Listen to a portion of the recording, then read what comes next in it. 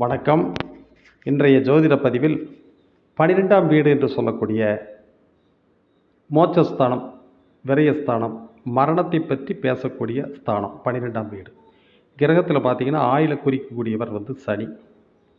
3, 8, 12 இதெல்லாம் மரணத்தை சொல்லக்கூடிய இடம்.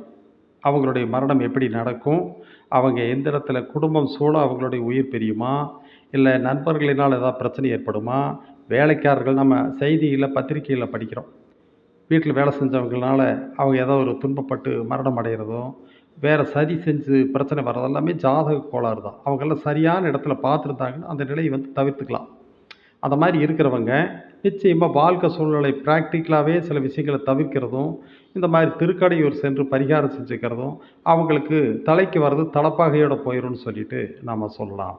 அந்த மாதிரி ஒவ்வொருத்தருடைய ஜாதகத்திலையும் 12ஆம் இடமும் சுக்கிரனும் சம்மந்தப்பட்டிருந்தால் அவங்க குடும்பத்தில் உறவு சூழ அவங்களுடைய உயிர் பிரியும்.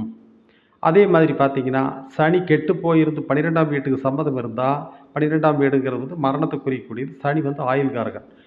சனிங்கிறது வேலைக்காரர்களை குறிக்கக்கூடியது. தன்னுடைய ஆளடிமை, டிரைவரு, வீட்டு வேலை செய்யக்கூடியவங்க, தன்னுடைய அந்தரங்க நண்பர்கள் இவங்களையெல்லாம் பேசக்கூடிய இடம். தனக்கு கீழே வேலை செய்கிறவங்கள சனின்னு சொல்லுவோம். அவங்கனால ஏதாவது பிரச்சனை சரி வேலை செஞ்சு அவங்களுடைய உயிர் பிரியும் அப்படின்னு சொல்லுவோம். 7ஆம் இடம் சம்மந்தப்பட்டிருந்தா ஒரு ஆணுக்கு பெண்ணினாலும் பெண்ணுக்கு ஆணினாலும் மரணம் வரும். அது நட்பு ரீதியாக கள்ளத்தொடர்பு, கள்ளக்காதல், இதன் மூலமாக புத்தி பேதலிச்சு போய் தப்பான விஷயங்களில் போய் அவங்க மரணம் அடைவாங்க. ரெண்டாவது வாகனத்தினால் ஏதாவது ஒரு ப்ராப்ளங்கள் வரும். நாம் இன்றைக்கி இதுன்னா மனித வாழ்க்கையில் இதை இன்றைக்கி தெரிஞ்சுக்கணும். எல்லா விஷயத்தையும் பற்றி பேசுகிறோம். இதை பற்றி பேசுகிறதுக்கு அஞ்சக்கூடாது. ஒரு மனித செல்வாக்கை பற்றி பேசுகிறோம், குழந்தைகளை பற்றி பேசுகிறோம், நிலபலன்கள் வாங்கிக்கிறத பற்றி பேசுகிறோம், வேறு உயர்வான பதவிகளை பற்றி பேசுகிறோம். இதுவும் ஒவ்வொரு மனிதனுடைய வாழ்க்கையில் மரணம்ங்கிறது நிச்சயம்.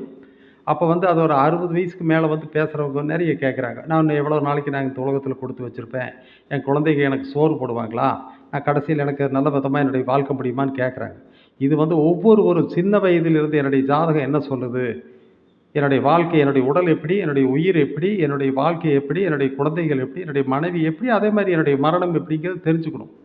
அப்போ அந்த மாதிரி இருக்கக்கூடிய காலகட்டத்தில் உங்களுடைய ஜாதகத்தில் 12ஆம் வீடு சரியில்லை அப்படின்னு சொன்னால் நீங்கள் எல்லாத்துக்கிட்ட இருந்தும் கவனமாக ஒதுங்கி வாழணும். யார்கிட்டையும் பர்சனலாக ஒரு விஷயத்தை பேசக்கூடாது. சரியாக இருந்தது அப்படின்னு சொல்லிச்சுன்னா அது ஒன்றும் இல்லை, இயல்பான விஷயங்களாக நடக்கும். அதாவது 8, 12 சனிக்கு தொடர்பு இருந்து கெட்ட கிரகங்களுடைய பார்வை இருந்து அவங்க தற்கொலை பண்ணிக்குவாங்க. ராகு செவ்வாய் ரெண்டும் சேர்ந்ததுன்னு இளம் வயதில் விதவை கணவனையோ மனைவியோ அவங்க பறி கொடுப்பாங்க.